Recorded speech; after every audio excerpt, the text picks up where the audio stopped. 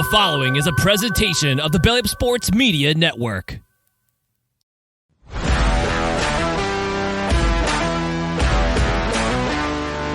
news story broke early this week.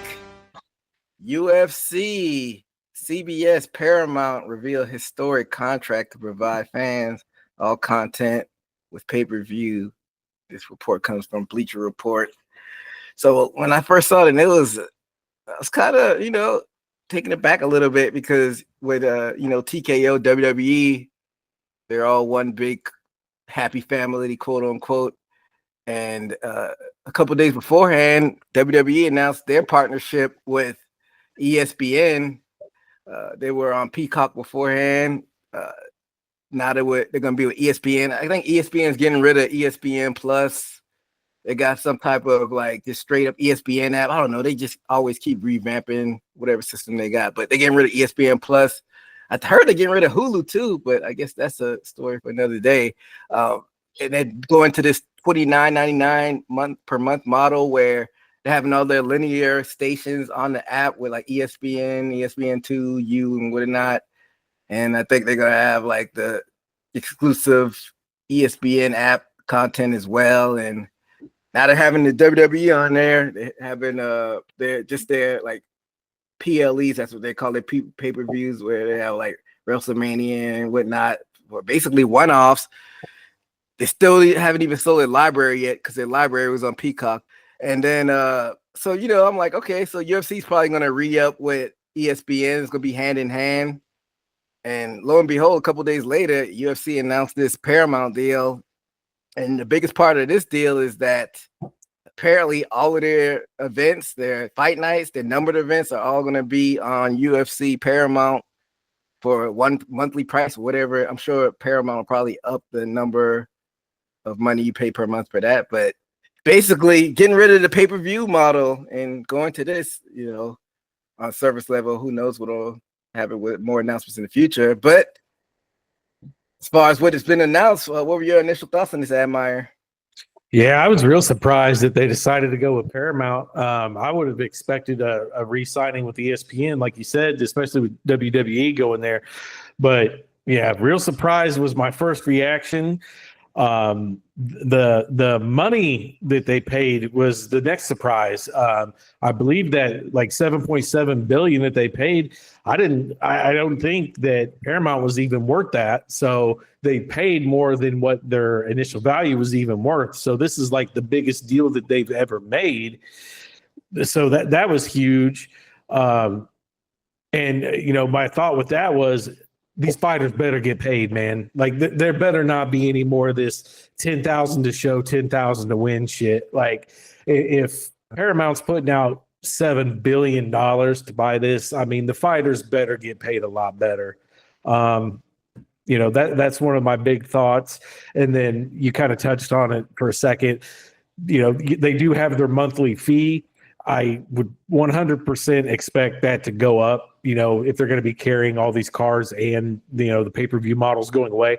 A lot of people are celebrating, saying, oh, we're going to get all these pay-per-views for free now.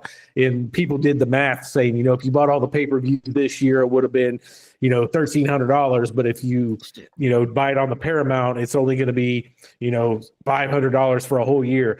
Well, I don't think that's true. I think you're going to see it change. I think you're going to see the price models go up for that. So I think it'll still be better. Me personally, I'll buy the Paramount subscription, and I'll probably get rid of my IPTV. I basically only use IPTV just for the fights. So having a guaranteed, stream is going to be a lot better for me. Yeah, I mean, I have IPTV as well, and UFC is what I mainly use it for. Sometimes I'll pop in and you look at regular TV stations on there, but for the most part, it's for UFC, sometimes some AEW stuff, but boxing I still use for boxing. So, but we'll get into that in a little bit. Yeah, I mean, where is this $500 a month per month number coming from, Admire? Because I just did the math.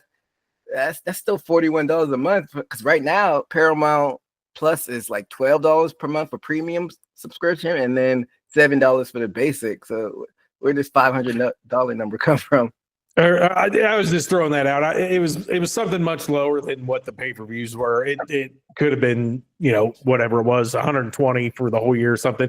Just a lot of people are doing the comparisons, saying that this is going to be significantly lower.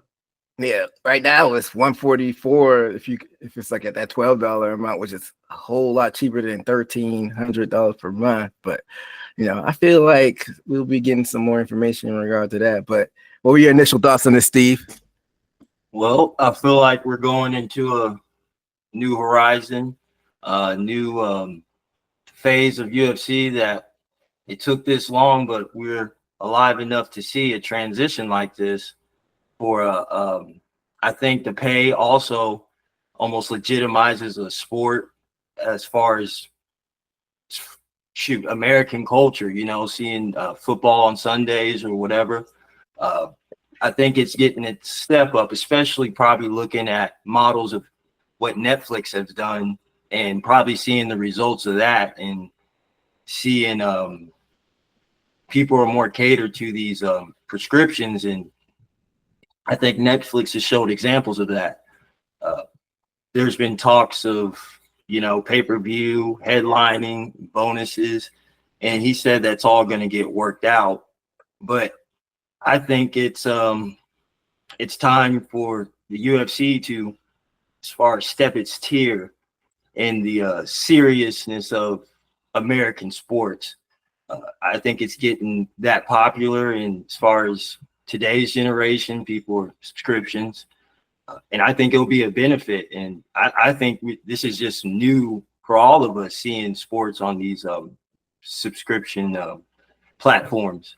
So I think it'll be good. And like y'all said, it will probably be because sometimes we get the pay-per-views before this, you'll kind of have sometimes issues. Sometimes I remember a few times UFC had issues streaming, but it seems that Paramount would have a stronger platform to get streams that don't, have to buffer or any of that. So I think it's a good thing for the UFC. So Paramount Plus, as far as like streaming services, it's probably like the last one you think of as far as, well, it pertains to me. I don't know what the vibe is around Paramount Plus. Only thing I really think of is like Yellowstone on Paramount Plus. And they got a few other things. I think like I was going to say, what's Paramount's like big landmark show? Is it Yellowstone? Is that their big heavy hitter?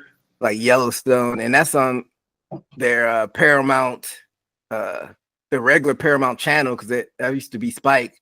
And I know they have like they'll put it on Paramount Plus afterwards. I think they have a few exclusive shows, like the one with Sly Stallone. He has a show on there, but King of Tulsa. Yeah, not like a whole lot of heavy hitters. It's a Viacom owned company, so it's one big family as far as like MTV and Showtime and BET and maybe a few other channels that I can't recall off the top of my head, but I feel like I feel like Apple Plus has recently surpassed them. So this is definitely a big boost to, give them a little bit more juice. But this isn't Viacom CBS's first foray into the MMA world. Remember? I know you remember. I know both of y'all remember when Elite XC was on there with Kimbo. That didn't fare too well. Strikeforce was on there until that big Diaz brawl, and they were like, "Fuck this, we're out of the MMA business."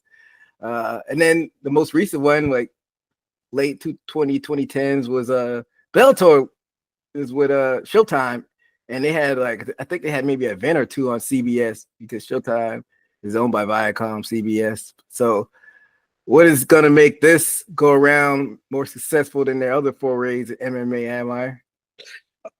Just because the UFC is so established. I mean, it's the biggest name in MMA, so they don't have to try anything different. The UFC already has their format down. They already have, just everything's done. They don't have to just reinvent the wheel. UFC can come in with the same commentators, with the same shows, with just everything, and just take off.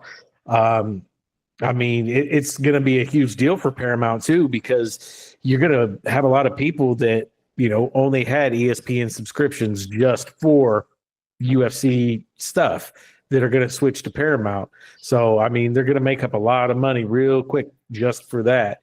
And, you know, just like both of us kind of just said, a lot of people have IPTV just for UFC who are now going to say, well, I'm not really going to just pay for IPTV. I'm just going to buy the Paramount subscription. So it's going to be real good. And the more money you pump into it and the more that they, you know, are recouping quicker, the more production value you're going to get out of it even more. So, you know, the last couple of weeks in the episodes, we were talking about kind of that White House card that they were throwing out there. That makes it kind of more of a reality. I mean, that makes it kind of a big, you know, unveiling, you know. I don't know how soon the move is going to be, but, you know, that might be the big breakout Paramount, you know, show.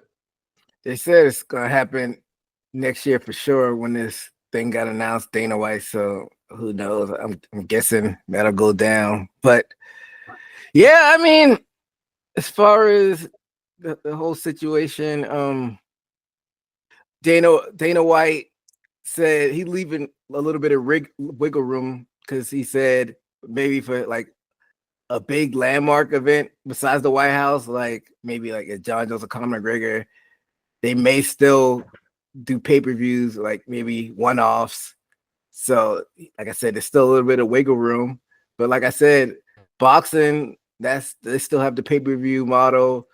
But, you know, Turkey Al-Sheikh with a Riyadh season, he hates the model. But, you know, they still got Bob Arum and those guys at top rank. I know they're still probably going to want to run pay-per-views.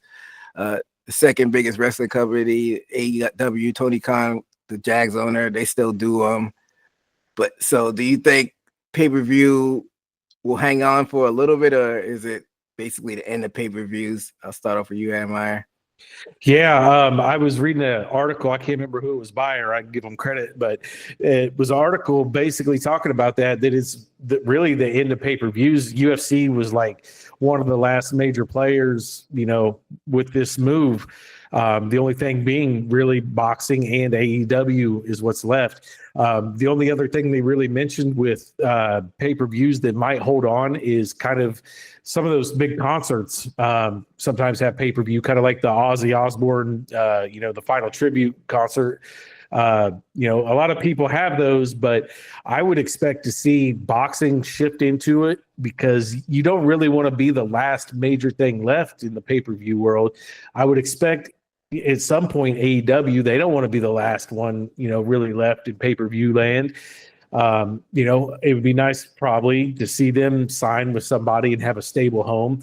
So, I mean, just pay-per-view, it's going to be a thing of the past. You know, we live in a subscription world where everything is tied to a subscription now. And then you mentioned it earlier, you know, ESPN, even their whole channel is moving to a model of you can just get a subscription and get their whole channel. You don't have to have their, you know, cable or a satellite. You don't have to have an actual subscription just for the channel coming up. You can get just a regular subscription for their channel.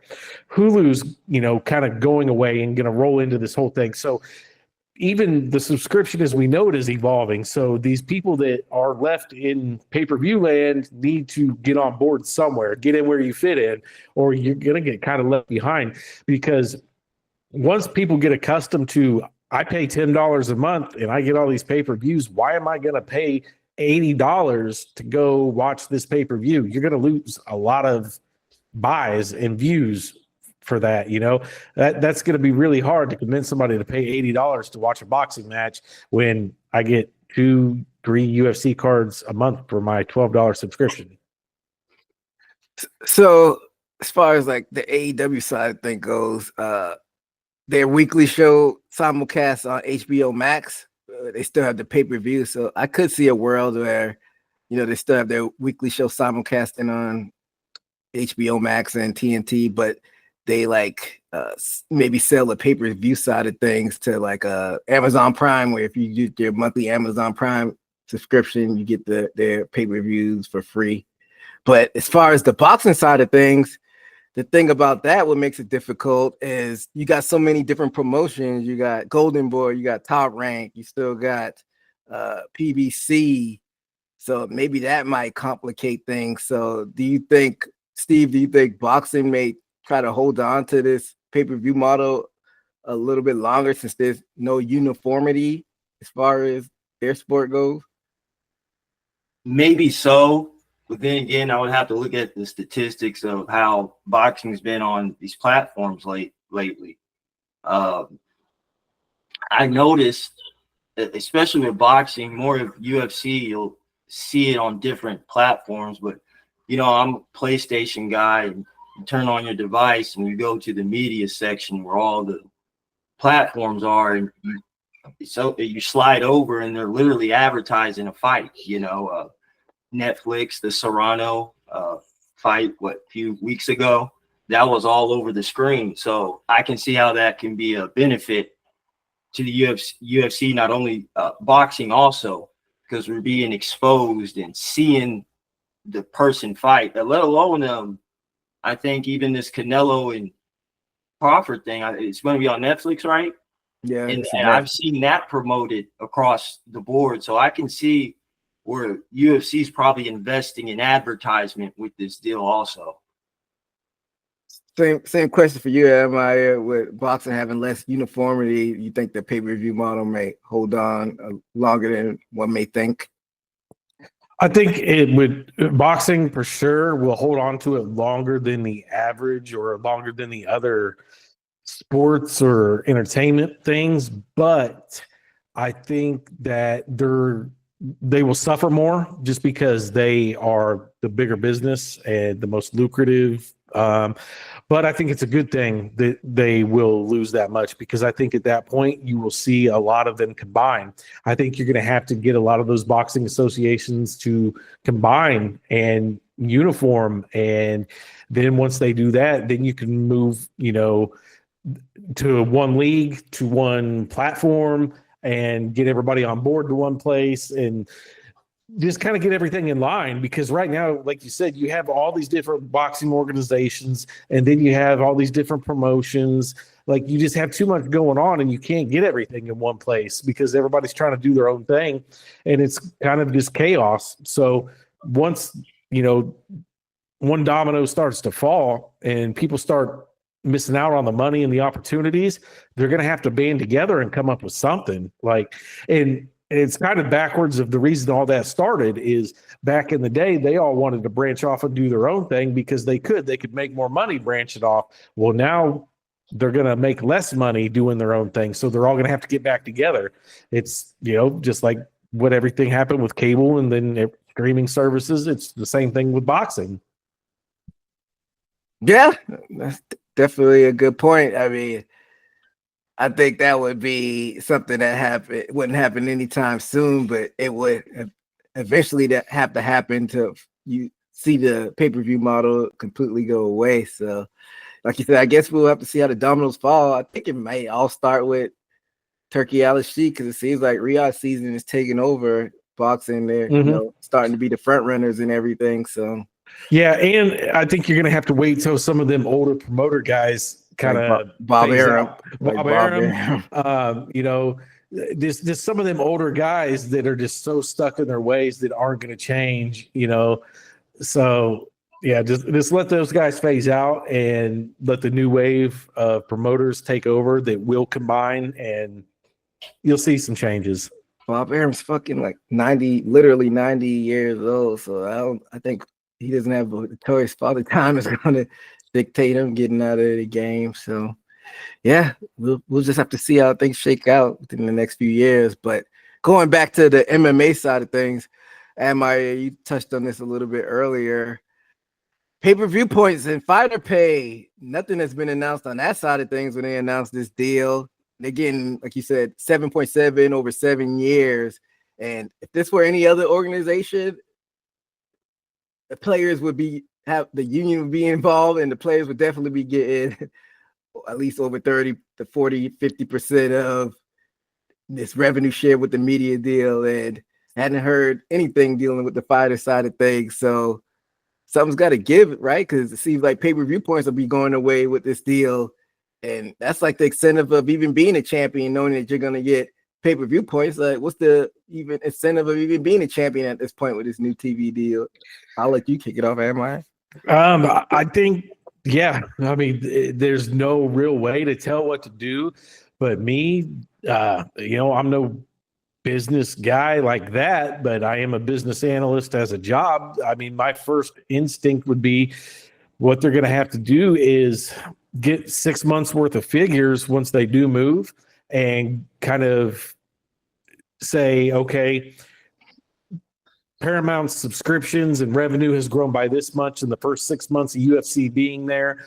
So say it grows, I'll just throw 30%. So if it's grown by 30%, you have to give the fighters a 30% raise because the fighters caused that 30% jump in their revenue.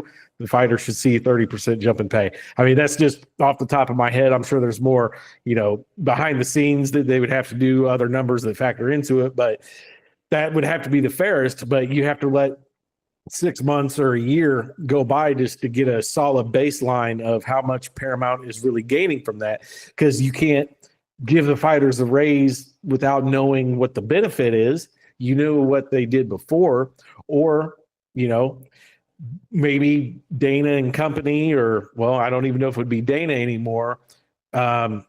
Maybe they just say, hey, I'll use Conor McGregor. Conor, your base pay was $1 million. You used to get pay-per-view points. You averaged $3 million on top of that on your pay-per-view for the last 4 fights you did. So we're just going to, you're going to fight flat 4 million now. No more pay-per-view points, just a flat 4 million. Maybe they'll just go off averages of the past. I don't know, but that kind of messes it up for new coming fighters who never had a pay-per-view point in the past to go off of average.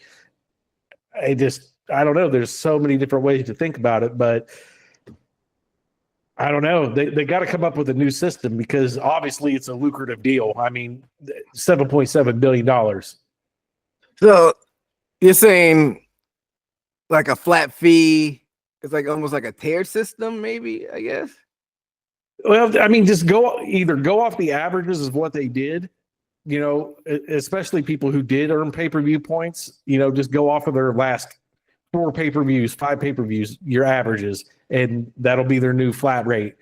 Or for people who didn't have a pay-per-view points before going forward, then they get a percent of the new revenue from Paramount's new deal. If Paramount's revenue goes up 30%, then the fighters get a 30% bump in their base pay. Something like that. What about like champions? I mean, maybe it's time that they set like some kind of pay model scale for champions. Maybe champions should get set at a flat rate fee of $1.5 million, $2 million per fight. I mean, why shouldn't a champion that's the face of the company make $2 million when there's a $7 billion contract going on? I mean, any big headlining boxing champion is making that. Why shouldn't a UFC champion make that? But isn't it levels to this shit though? Don't no disrespect to Whaley, but if I'm John Jones, even though he's not a champion right now, and he's a champion, why should he get the same flat fee as like a Whaley? It's true, but now that's the difference, though. Back then, John Jones was selling more pay-per-views than Whaley, right? But now on Paramount, the same amount of people are going to tune in because it's the same price. You don't have to sell pay-per-views. Everybody, It doesn't matter. Not necessarily, because like, what if they have these? Because they're still keeping the numbered events. What if they look at the statistics and the viewership for one event? They're like more people want to put their ads on there because 1 million people tuned into this one fight with John Jones, and only 100,000 tuned into this flyweight fight with Pantoja. But will that matter? I mean, isn't that the point of getting rid of the pay-per-view system, though, that it doesn't matter? I mean, at this point, it doesn't matter if 10 people tune in or 1 million people tune in. It's, it's the same across the board. Maybe not necessarily actively tuning in, but what if they see like, okay, the number of subscriptions spike during this fight opposed to True. I guess you could look at it that way because they do see like during NFL season or baseball season when they have that one-off like Apple TV game, they see a spike in Apple TV subscriptions that week. So you're right. So maybe, like I was saying, if a certain champion's card coming up, that month, say John Jones is headlining a card this month, if subscriptions jump 18% in that month, he should get a share, some kind of share of that, equal to pay-per-view points, convert that to subscription points. Fighters should get subscription points somehow, some kind of system. Yeah, they're gonna have to figure out something. But what are your first thoughts on like as far as the fighter pay side of things, Steve? Yeah, I would say I was thinking more of the second one. Seeing the viewership, the champion, see if the viewership spiked, and go off of subscription and also viewership to pay the fighters for that card, let alone putting the champion or the headliner as the standard for that card. I think being a champion would earn that for you to be the standard of the top pay, and it'll trickle down how much people get paid based off if they're in a main event, main card, prelim or early prelim, and basically fight for those spots, and you know about what you get paid. And then when the subscriptions or the viewership count comes out after the card, that's when we can probably lay out how many people would get paid each card. So I never really did research on how the pay-per-view points work necessarily. Maybe you know more knowledgeable in this, am I? So the pay-per-view points, were they dictated by afterwards, like as far as like the buys go? Did that dictate the pay-per-view point, I guess, portions of it, Admire? Yeah, I think that it was basically after all the numbers are in, however many it's sold, they got a certain like I heard a number one time and I don't remember exactly. It wasn't very much, but there's so many sold that it makes it more like something like I think Conor McGregor got like $2 per pay-per-view on one of the cards or something. Well, when it sells, 500,000, that's $1 million. Well, on some of his big cards, it sold $1 million. So that would be $2 million extra dollars for him. So, Yeah. So yeah, I guess they could, if they wanted to, they could transition it to like subscriptions, the subscription spikes and viewership and whatnot. So it'll be interesting. But right now, like I said, they're silent on the fighter pay, which is nasty. That's why we need to unionize the sport. But that's a discussion for a different day. But before we move on to the pay-per-view, one other thing that I didn't mention in our one thing that we've complained about in the past, even with some of the pay-per-views of quality, they just farting out some of these pay-per events, especially the fight nights, but it's kind of trickled into the pay-per-view side of things. Now that they're not selling pay-per-views, don't y'all think we're going to see even more watered down events? Because like we don't have to even sell pay-per-views, because sometimes that motivated them to like put on some bangers as far as pay-per-views, because they know people be shelling out $80. But now that it's basically one flat fee from what we know right now, don't y'all think that some of these numbered events will still be kind of watered down now, Admire?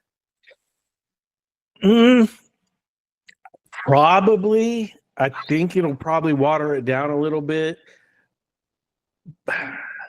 Like, I mean, I was say, what's technically the difference between a fight night and a numbered event as far as just what you're naming it? Yeah, I mean, you think it is just because it isn't going to be pay-per-view. You always think of the pay-per-views as good, but I mean, fighters are fighters. They're always going to go out there and give their best. And just because they don't have a big name doesn't mean it isn't going to be a good fight. So, I mean, it isn't always the math adding up like that. But I think that I don't know, man. We'll just have to wait and see what they do with it, because I could see them doing more cards, which usually means it's going to be more watered down. But maybe that means the talent will be better, since they want to push this harder. I mean, I can kind of remember like the UFC getting better when they signed the deal with Fox. Like, this was the big, the first time that MMA was like hitting, the mainstream. They wanted to be big. And I feel like the UFC really took a big jump in competition, and things got real good for a while after that. So maybe this will be good. I don't know. So like I remember that first year or so, those Fox cars were like a big deal. They had like Cain Velasquez and Junior Dos Santos fighting for the heavyweight title, and then some good fights after. I think Diaz was fighting for the title on there. But then eventually you just have like John Dotson headlining them. They kind of watered them down towards the end of that Fox deal. And like these ABC cars, like I can't remember a memorable one. I think Holloway fought on one, which was pretty good. I think he beat down Qatar on one of them, but I feel like some of these ABC cards been the equivalent of fight night cards. So they're going to be on CBS, like the main CBS free network. But I think from what I understand, it's going to be simulcasting on Paramount Plus. And I think some of the number of events even going to be on CBS. I hadn't read in detail, but I don't know like what's going to distinguish these cars from one another. I can see them being watered down. I don't know your thoughts, Steve. I could say that can possibly happen, but then again, if the viewership goes down, they would probably know they would have to hype things up back again. So I could say it's how much the consumer, lets it happen. They throw on amazing events in the beginning, I think they should keep going if they see subscription count going up. But I know me. I mean, I'll try it out, but as soon as they disappoint me with few in a row cards, that'll easily, as me as a fan, drop the subscription.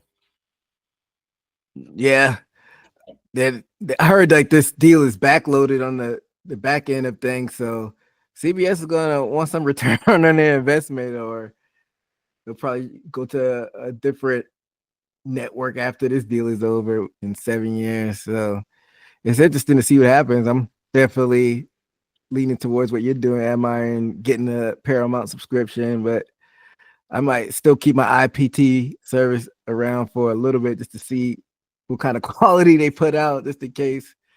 And I mean, another thing though, on the opposite end of it, I wonder how much ESPN is going to lean into PFL now with UFC leaving. I honestly hope that, we've heard that PFL's kind of got some problems going on and stuff. I hope ESPN puts a lot of money into them and kind of saves them, and they start putting on better cards, and they start getting a lot of money invested into them so they can build up their roster and they get better fights. So that would be a big win for fans as well. I always thought that was a little bit of a conflict of interest, both of them being on ESPN, and they gave a lot more credence to the UFC side of things. But it's funny that you mentioned that, because I just saw a commercial yesterday with them promoting a PFL fight on Friday. I think it's Saturday, but they definitely got to do something to gain more steam. And like you said, I think they probably will focus a little bit better on the PFL side of things. They need to get like Clarissa Shields back in there, and Amanda Serrano, she's still signed there to get some more buzz. But another thing I heard before we move on is I heard that this Paramount deal doesn't involve like Ultimate Fighter and Dana White's Contender Series. So you think they might keep those on there to kind of diversify their profile, Amar? That? No, I think everything UFC branded will move over eventually. Or I could see, I don't know about you, but I feel like the Ultimate Fighter's almost ran its course. I feel like it's kind of being dated, and, maybe it's time to transform it, maybe reinvent the Ultimate Fighter and Contender Series, maybe combine it make a new show out of it and just rebrand it and open up a whole new show on Paramount, give it its own thing, give it its own new name. I would start fresh if I was them, but I'm not the creative director of that stuff. Well, I'm one of the few that still watches Tough. I enjoyed this past season, and we'll be getting into that in a little bit. But yeah, maybe they need to revamp the model. They just started the Contender Series, and that's produced some champions, and of course, Tough's produced some champions. So, like you said, maybe they combine it. And I don't even know what happened to Power Slap. I don't know if you heard anything on that side of things. I don't watch that shit. I don't give a shit. Yeah, they just need to get rid of that. But what do I know? Dana White, that seems to be his pet project that he won't let go of. So we'll see. But definitely a monumental deal that got struck. So we'll see how that shakes out in the future as far as this whole deal goes. TKO's making money hand over fist now, and everybody has to shell out some cash to enjoy it. But it seems like the UFC fans are getting a better shake of the stick, so to speak. Thank you for checking out this Haymaker Combat Sports segment. This full episode can be found on the Haymaker Combat Sports YouTube page and in audio form on all major podcast platforms. Until next time, peace.